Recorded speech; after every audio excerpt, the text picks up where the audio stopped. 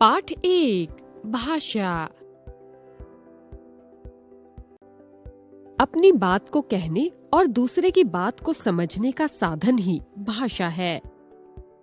दादी जी ने बच्चों को कहानी सुनाई। उन्होंने मुख से बोलकर कहानी कही और बच्चों ने कानों से सुनकर कहानी को समझा।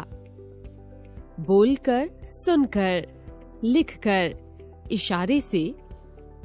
प्यारे बच्चों, आप समझ गए होंगे कि हम अपनी बात बोलकर, लिखकर व इशारे से समझते व समझाते हैं। यही भाषा कहलाती है।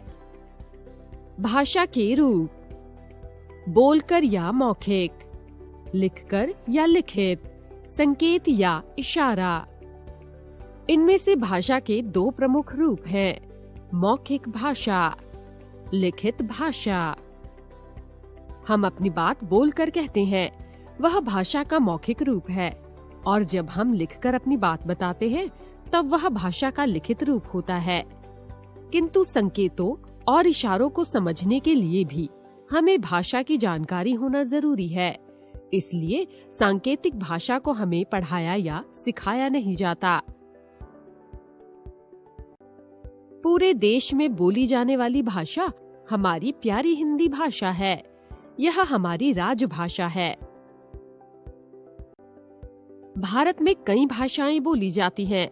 अलग अलग राज्यों की अलग अलग बोलियां हैं, जैसे राज्य बोलियां: गुजरात गुजराती, महाराष्ट्र मराठी, बंगाल बांग्ला, पंजाब पंजाबी, तमिलनाडु तमिल, कश्मीर कश्मीरी।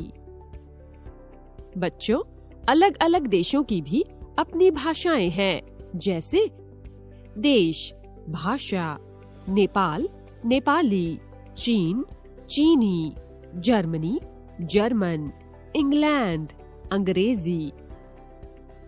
हाँ, भाषा की लिखने की लिपियां भी अलग अलग हैं, जैसे हिंदी की देवनागरी अंग्रेजी रोमन में लिखी जाती है।